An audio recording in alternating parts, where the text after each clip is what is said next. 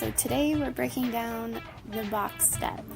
I'm going to do it facing you first, and then I'll turn around and face the back so that you can follow. It's 4 movements, 2, 3, and 4.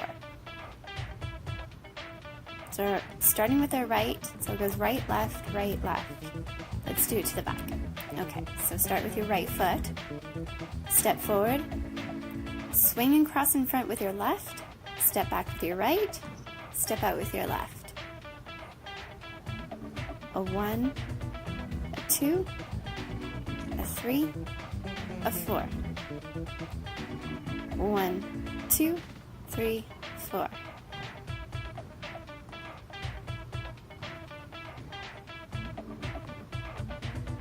And there you have the box step.